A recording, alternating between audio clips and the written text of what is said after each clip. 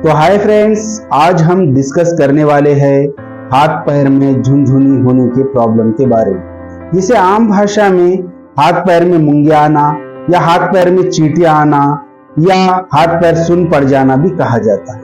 तो फ्रेंड्स, आज हम इसमें देखने वाले हैं इसके कारण के बारे में, इसके लक्षण के बारे में और साथ ही साथ हम डिस्कस करने वाले हैं इसके इलाज के बारे में। तो चलिए शुरुआत करते हैं।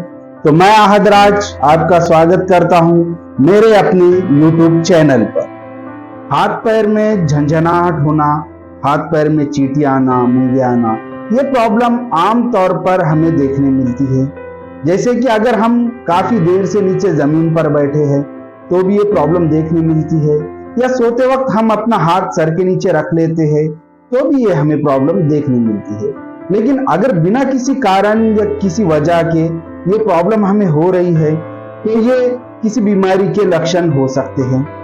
तो बेसिकली ये प्रॉब्लम होने के कई कारण हैं, लेकिन जो कॉमन कारण है वो ये है कि अगर किसी व्यक्ति को डायबिटीज है तो डायबिटीज के वजह से उसके शरीर की नसें खराब होने की वजह से भी उसमें ये समस्या, ये प्रॉब्लम देखने मिलती है। और दूसरी बात ये है, अगर किसी व्यक्ति को विटामिन की कमी है, जैसे कि विटामिन B12, B6, B9 और फोलिक एसिड, तो ये प्रॉब्लम उसे हो सकती है।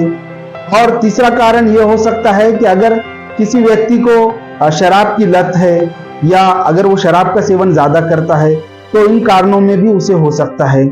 और चौथा कारण ये हो सकता है कि अगर कोई व्यक्ति लंबे समय से कोई मेडिसिन या कोई दवाई ले रहा है तो उसमें भी उसके इफेक्ट की वजह से ये प्रॉब्लम देखने मिलती है।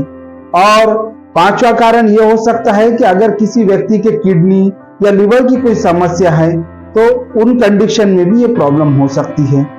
और छठा कारण ये हो सकता है कि अगर किसी व्यक्ति को कोई ऑटोइम्यून डिजीज है तो उन कारण में भी उसके हाथ पैर में झंझनाहट होना, ये समस्या देखने मिलती है। और या किसी पेशेंट में अगर न्यूरोलॉजिकल डिजीज है या किसी को साइकेट्रिक डिजीज है तो उन कारण में भी पेशेंट में ये सारी चीजें देखने मिलती है। तो चलिए बात करते हैं इसके ट्रीटमेंट यानी इसके इलाज के बारे में। तो अगर किसी व्यक्ति को बिना किसी कारण ये प्रॉब्लम हो रही है, ये समस्या हो रही है और ये 4 हफ्ते से ज्यादा हो रही है, तो सबसे पहले इसके कारण का पता लगाया जाता है। जैसे कि अगर पेशेंट को डायबिटीज या किडनी या लिवर की कोई प्रॉब्लम तो नहीं, या न्यूरोलॉजिकल कोई डिजीज तो नहीं, या बहुत सारी प्रॉब्लम हो सकती है। तो इसके प्रॉब्लम्स के ऊपर ही इसका ट्रीटमेंट दिया जाता है, यानी कि अलग अलग कारणों के ऊपर इसका अलग अलग ट्रीटमेंट होता है।